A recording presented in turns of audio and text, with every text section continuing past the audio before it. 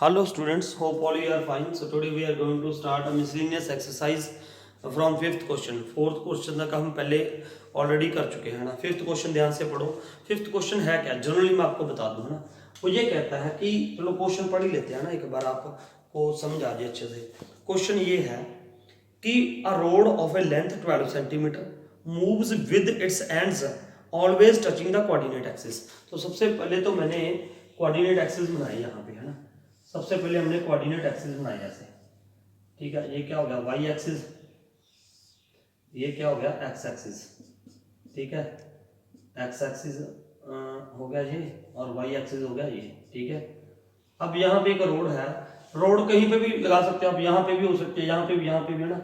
क्योंकि मूव कर रही है वो ना, और मूव ऐसे कर रही है. ये रोड है, मान लो यहाँ पे ये रोड है, ये रोड ए बी 12 सेंटीमीटर है ना. इसकी लेंथ कितनी है, 12 सेंटीमीटर. और ये ऐसे मूव कर रही है कि मूव का मतलब ऐसे मूव करेगी, है ना. तो ये हमेशा कोऑर्डिनेट एक्सिस को टच कर रही है, हमेशा कोऑर्डिनेट एक्सिस को क्या कर रही है, टच कर रही है. ठीक है, ऐसे मूव करे चाहे ऐसे करे, ठीक है, कोऑर्डिनेट एक्सिस को टच करेगी. उसके बाद क्या है, determine the equation of the locus of a point P on the road. अब इसके ऊपर कोई पॉइंट पी है, सपोज यहाँ पे क्या है, पॉइंट पी, और ये पॉइंट पी आगे लिखा हुआ है. इस एक्स एक्सिस जो एंड है इसका रोड का, यहाँ पे एंड हो रहा है ना रोड का, तो इस एंड से ये कितनी दूर है, 3. कितनी दूर है, 3. अब हमने पढ़ना क्या है, करना क्या है, determine the equation of the locus of a point P. Determine the equation of the locus of a point P. तो पी पॉइंट जो है ये रोड के ऊपर रहेगा ना, ऐसे ही रहेगा. जैसे मान लो हम पढ़ते हैं ना इक्वेशन, देखो ये मान लो लिप्स है, ये पी पॉइंट है इसके ऊपर, है ना. ये जनरल पॉइंट ले लिया हमने एक एक्स वाई, तो ऐसे ही घूमेगा इसके ऊपर, कहीं पे भी हो सकता है. It can be anywhere. तो हम ये कहते हैं ना, डेफिनेशन क्या करते हैं हम लिप्स की, collection of all the points या locus of all the points. उसका मतलब ये होता है कि ये पॉइंट घूम रहा है इसके ऊपर ऐसे, है ना, general point. It can be here, it can be here, it can be here, it can be here. General point ये होता है, वो कहीं पे भी हो सकता है. ठीक है, तो वैसे ही ये पूछ रहा है कि जब ये घूमेगा, है ना, पी रोड घूमेगी तो पी भी उसके साथ घूमेगा. तो वो जो पी होगा वो कौन सी इक्वेशन बनाएगा, जो पी होगा वो कौन सी इक्वेशन बनाएगा, ये हमने ढूंढना है. जो पी होगा ना, पी रोड के साथ साथ ही घूमेगा यहाँ पे, है ना, जैसे जैसे वो रोड घूमेगी, तो जब वो घूमेगा तो वो कौन सी इक्वेशन बनेगी, कौन से कॉनिक सेक्शन की इक्वेशन बनेगी ना, कौन सा पैराबोला होगा, लिप्स बनेगा, हाइपरबोला बनेगा, क्या बनेगा, है ना, वो हमने ढूंढना है. ठीक है, तो अब इसके बहुत सारे वेज हैं. आप यहाँ पे सबसे पहले देखो, मैंने एक्स के पी के क्या ले लिए, जनरल पॉइंट ले लिया एक्स वाई. ठीक है, कोऑर्डिनेट्स ले लिए इसके हमने, ये पी मान लो ये है पी, है ना, ये बना दिया मैंने पी पॉइंट. ठीक है, अब देखो यहां से ऐसे परपेंडिकुलर हो गया ये. अब ये यहां से कितनी दूर है, मान लो मैंने इससे कोऑर्डिनेट्स ले लिया एक्स वाई, तो ये यहां से कितनी दूर है, distance from the x axis that is what, y. और ये यहां से कितनी दूर है, एक्स. ठीक है, या तो आप देखो सबसे दो, मैं आपको सबसे सिंपल मेथड ही बताऊंगा, है ना. सब मेथड कई है इसके, इसके कोऑर्डिनेट्स मान लो, इसके कोऑर्डिनेट्स मान लो, वो बड़ा हो जाता है ना. लेकिन मैं आपको एक सिंपल सा मेथड बताता हूँ इसका, सिर्फ विद इन 2 और 3 lines we can find out its answer. देखो अब मुझे इक्वेशन निकालनी है, अब एक्स और वाई में, है ना, वो अपने आप आ जाएगी. देखो late us suppose this angle is what, theta. आप ये सारा लिख देना, यहाँ पे सी, यहाँ पे क्या है डी, ये सारा लिख दोगे. B P D is a right angle triangle, BPD is a right angle triangle and let this angle is theta. ये कौन सा एंगल है, angle PBD is equal to theta. Let, अब अगर ये थीटा है तो ये एंगल भी थीटा होगा. क्यों होगा, why, और कोरस्पोंडिंग एंगल्स आर इक्वल. आपने पढ़ा है ना, ये दो लाइंस पैरेलल हैं तो ये एंगल क्या होते हैं, इक्वल. ये CP और ये एक्स एक्सिस पैरेलल तो बनाई है मैंने, इसके ये परपेंडिकुलर है, ये भी परपेंडिकुलर है, इसलिए ये क्या है, पैरेलल है. ठीक है, इतना कुछ लिखने की जरूरत नहीं है, अंडरस्टूड होगा ये. तो ये एंगल भी थीटा हो गया. अब देखो ध्यान से, अब ये थीटा के सामने वाली साइड y दे रखी है, और ये क्या दे रखी है, इतनी 3 दे रखी है ना. अगर ये 3 है तो ये कितनी है, इधर कितनी बची, 9, क्योंकि टोटल इसकी लेंथ कितनी थी, 12 थी भैया. ठीक है, तो अब क्या करोगे, ये इस ट्रायंगल में मैं एक ऐसी ट्रिग्नोमेट्रिक रेशियो लगा दूं जिसमें y भी आए और 3 भी आए, है ना. तो वो कौन सी होगी, वो तो पढ़ा ही आपने, पंडित बद्री प्रसाद, हर हर बोले सोना चांदी तोले, है ना, वो आपको अच्छी तरह से आता है. तो अब इसमें मेरे ख्याल से ये इसके सामने वाला परपेंडिकुलर है, हाइपोटेन्यूज फिक्स होता है, ये भी आपको पता है। तो इसमें क्या परपेंडिकुलर और हाइपोटेन्यूज किस में आएंगे, पहले में, पहला मतलब sine theta. So in triangle PDB sine theta is equal to perpendicular, perpendicular क्या है y, तो y अपॉन क्या आ गया, हाइपोटेन्यूज, हाइपोटेन्यूज कितना है 3/3 आ गया। ठीक है, ये बन गया, इसको मान लो जी ये बन गया साइन थीटा की वैल्यू है ना। और उसके बाद इस ट्रायंगल पे आ जाओ ACP पे, इन ट्रायंगल ACP, तो व्हाट इज देयर, एक तो ये बेस आ जाए, एक हाइपोटेन्यूज आ जाए। कौन सी ट्रिग्नोमेट्रिक रेशियो है, अरे ये तो पता ही है आपको, कौन सी, cos थीटा। तो then what will be there, cos theta is equal to base upon hypotenuse, base कितना है x अपॉन 9। ठीक है, अब कुछ नहीं है यार, मुझे इक्वेशन चाहिए थी, है ना, इक्वेशन चाहिए थी किसमें, x और y में, क्योंकि p पॉइंट उसके रॉड के साथ ही घूम रहा है ना। तो वो इक्वेशन देख लेते हैं क्या बनेगी। अगर मैं यहाँ पे ये कर दूं sine square theta plus cos square theta is equal to क्या आता है, 1 होता है। साइन थीटा की वैल्यू क्या आई, y/3 का स्क्वायर, प्लस कॉस थीटा की वैल्यू कितनी है, x/9 का स्क्वायर इज इक्वल टू ये क्या बन गया, y²/9 plus x²/81 is equal to 1। तो ये इक्वेशन क्या बन गई जी, x²/81 plus y²/9 is equal to 1। ये किसकी इक्वेशन है, अरे भैया एलिप्स की। तो ये रोड घूम के पी ऐसे इसके साथ घूम रहा है, तो कौन सा इक्वेशन बना रहा है, एलिप्स की इक्वेशन बना रहा है। ये इसकी इक्वेशन होगी एलिप्स की। ठीक है, समझ आया मेरे ख्याल से, ये आपको ना यही निकालना था हमने। ठीक है, so note it down. Now six sum में क्या है, देखो ध्यान से, सिक्स सम आसान सा सवाल है, सिर्फ आपको कंसेप्ट क्लियर होना चाहिए, है ना। इसीलिए मैं डेरिवेशंस करवाता हूँ आपको, कि आपको सारी चीज क्लियर हो जाए, है ना। अब देखो डेरिवेशंस का फायदा इसमें होता है वर्ड प्रॉब्लम्स में, है ना। अब देखो सिक्स था, find the area of the triangle formed by the lines joining the vertex of the parabola. Parabola की इक्वेशन है एक, एक्स स्क्वायर यहाँ पे दे रखी है, x square is equal to 12y, x square is equal to 12y।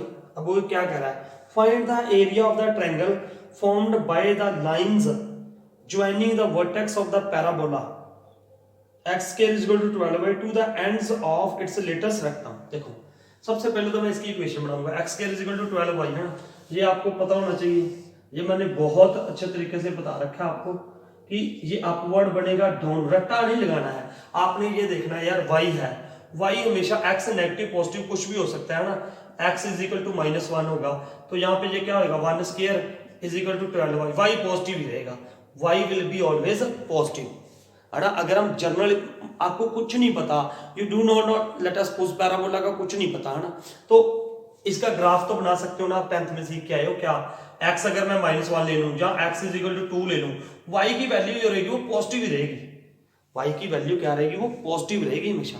ठीक है, तो ये क्या होगा, y पॉजिटिव रहेगा, तो इसका मतलब ये हो गया y, तो इसका मतलब पैराबोला कैसे बनेगा, ऐसे बनेगा भैया, ऐसे पैराबोला बन गया।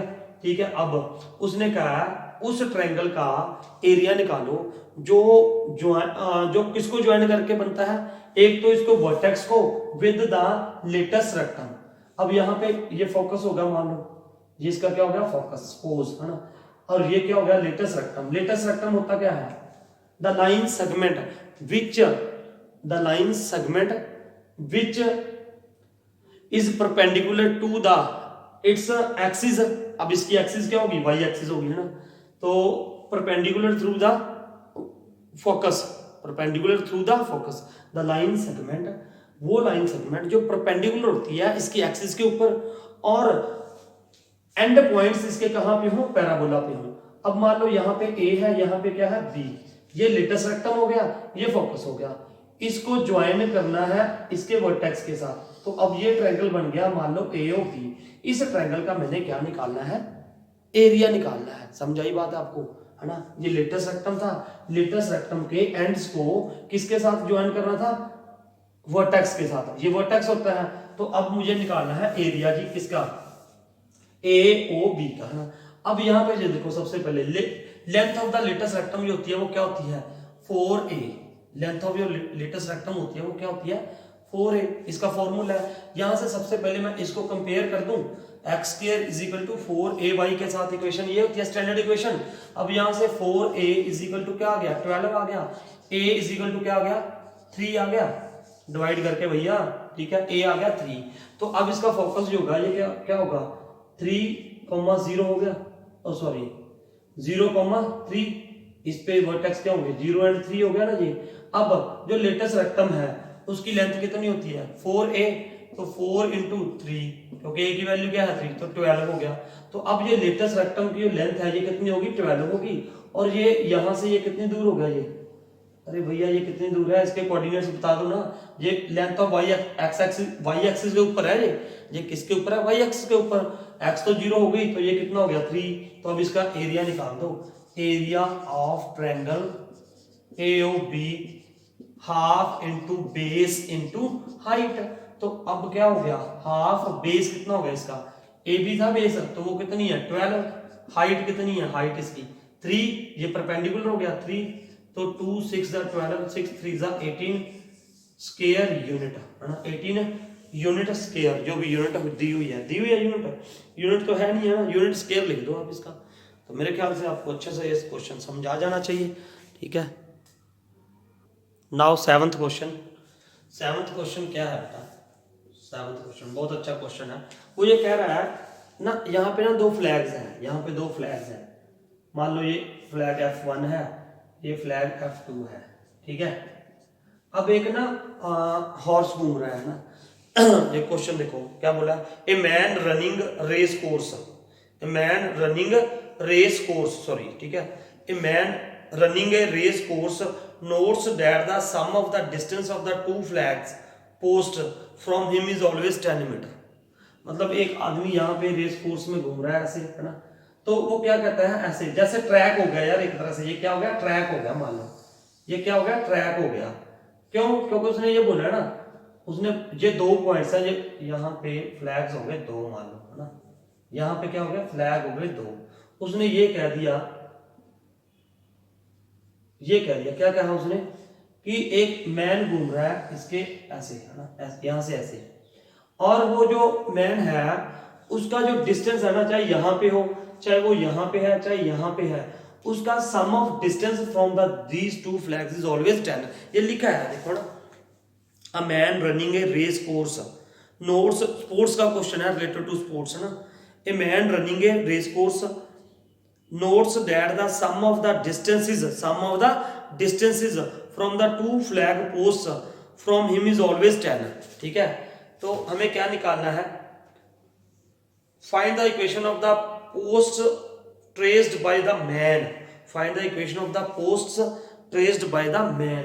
तो इसकी इक्वेशन ही निकालनी है हमें, क्या निकालनी है इसकी इक्वेशन। ये तो मुझे पता चल गया यार क्या कि ये एलिप्स बन रहा है, कैसे मुझे कैसे पता चला, हमें कैसे पता चलेगा एलिप्स बन रहा है, अरे उसने बोला ना यहाँ पे मैन घूम रहा है ऐसे, है ना, ये मान लो मैन है ऐसे आ रहा है ना ऐसे, ठीक है, ऐसे घूम रहा है, तो क्यों उसका डिस्टेंस जो यहाँ से और इन दोनों का जो डिस्टेंस है, sum of the distance of this man from these two flag post is always 10, ये गिवन है, ठीक है। अब हमें क्या करना है, ये फ्लैग जो फ्लैग पोस्ट है ना, इनमें डिस्टेंस कितने का है दे रखा है, I think the distance between the flag post is 8 metre, है ना। तो ये क्या होता है, ये इसका सेंटर होता है, जितनी दूर ये है उतनी देर ये दूसरा सेंटर फोकस होगा, तो इसका मतलब 4 ये हो गया 4 ये हो गया, तो ये कोऑर्डिनेट्स क्या हो गए इसके 4,0 और इसके क्या हो गए -4,0, ठीक है। अब एक तो ये है कि आप इसके कोऑर्डिनेट्स ले लो x एंड y, एक तो सवाल ये हो जाएगा x और y, है ना, तो this distance plus this distance is equal to 10, क्यों 10 क्यों रखा, उसने ये बोला था ना कि डिस्टेंस ऑलवेज, यहां पे भी ये पॉइंट घूमेगा, तो मतलब ये जो मैन घूम रहा है ना रन कर रहा है, तो उसका जो डिस्टेंस है यहां से हमेशा क्या रहेगा constant, that is 10, it is given, है ना।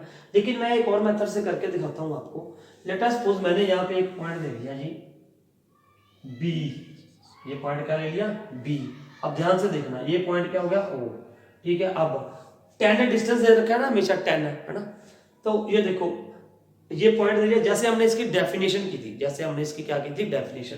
अब ये बी पॉइंट है ना, तो यहाँ पे क्या होगा B F one plus B F two plus B F two is equal to क्या होगा 10 होगा। क्यों 10 होगा? क्योंकि उसने गिवन है ना यार कि sum of distances of a point, this point, इसके ऊपर जो भी पॉइंट होगा वो इक्वल टू क्या है 10 है। जो इसका सम है ना डिस्टेंसेस का, ये पॉइंट है जैसे पी, वो क्या दे रखा है 10 है। वो आदमी यहाँ पे आ जाए, यहाँ पे ऐसे घूम रहा है, एक ट्रैक की तरह घूम रहा है वो, ठीक है। तो उसका डिस्टेंस इन दोनों पॉइंटों से जो उसका सम का डिस्टेंस है ना वो हमेशा 10 रहेगा, ठीक है। तो ये हो गया। अब देखो बी एफ वन है ना, बी एफ वन ये कितना होगा बी एफ वन, हम इसका वर्टेक्स ये लेते हैं ना, ये क्या लेते हैं ए कॉमा जीरो। तो अब ये यहां से लेके यहां तक ये कितना है ए है, ये ए है, और ये कितना है सी है। तो है कितना ये 4 है, तो ये क्या हो गया ये ए है, ये क्या हो गया सी। देखो ना ये है कितना एक्चुअल में 4 है ये, दिस इज व्हाट 4। तो मैंने यहाँ पे क्या लिख दिया 4 प्लस ए। अब प्लस बी एफ टू, यहां से लेके यहां तक ये कितना दूर होगा बेटा, ये देखो ये इसका डिस्टेंस यहां से यहां तक कितना है, ये ए है, यहां से लेके यहां तक ये कितना है ए, उसमें से -4 कर दो तो क्या बचेगा, यही बचेगा ना बी एफ टू। तो ये क्या आ गया a minus 4 is equal to 10। तो 4 के साथ 4 कैंसिल हो गया, 2a इज इक्वल टू क्या आ गया 10, a इज इक्वल टू क्या आ गया 10 upon 2 is equal to 5, a is equal to क्या आ गया 5। जब मैं यार सीधा भी कर सकता था, सीधा मैंने आपको बोला हुआ है ना कि इसका जो एलिप्स का डेफिनेशन देखो इसकी, उसकी डेफिनेशन क्या कहती थी कि जो भी ये डिस्टेंस होगा वो 2a होगा है ना, और उसने अब ये 2a की वैल्यू दे दी, 2a इज इक्वल टू क्या है 10।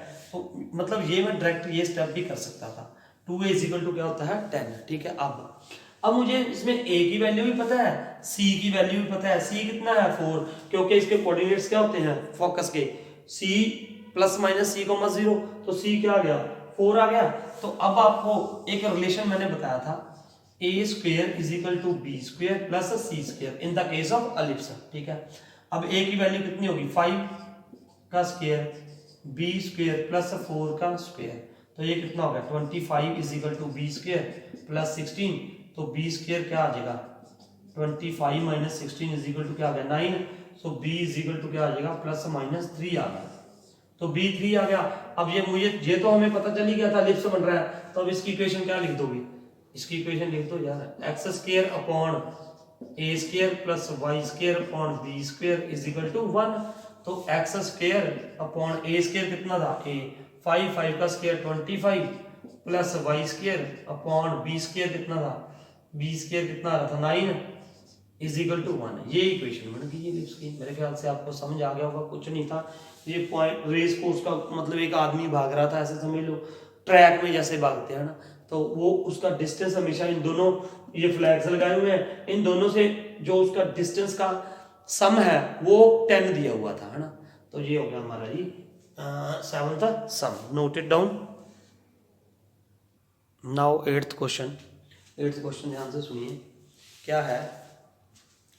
एन इक्विलेटरल ट्रायंगल, एक इक्विलेटरल ट्रायंगल है, is inscribed in the parabola y square is equal to 4x, y square is equal to 4x। अब इसकी इक्वेशन क्या बनेगी ना, ये कैसे बनेगा ये देख लिया करो यार, ये सिंगल है ना x, ये हमेशा क्या होएगा पॉजिटिव, तो पॉजिटिव बनेगा, x इधर है ना x इधर, तो ये क्या बनेगा हमेशा पॉजिटिव बनेगा, x पॉजिटिव रहेगा हमेशा, तो x पॉजिटिव इधर है, तो इसकी इक्वेशन क्या बन जाएगी, मतलब डायग्राम क्या बन जाएगी ये बन गई ना, इसकी सिमेट्री अबाउट किस कहां पे हो गया x एक्सिस के ऊपर हो गया, ठीक है, x एक्सिस के ऊपर, ये y एक्सिस है, ठीक है। अब देखो equilateral triangle is inscribed in the parabola, इसके बीच में क्या है इक्विलेटरल ट्रायंगल है, और उसने ये बोला है जो वो इक्विलेटरल ट्रायंगल है उसका एक वर्टेक्स इसके वर्टेक्स के ऊपर है, तो यहाँ पे ये वर्टेक्स हो गया इसका, मान लो ये वर्टेक्स है इसका ना, किसका वर्टेक्स था ये पैराबोला का वर्टेक्स है, और उसने बोला जो इक्विलेटरल ट्रायंगल बन रहा है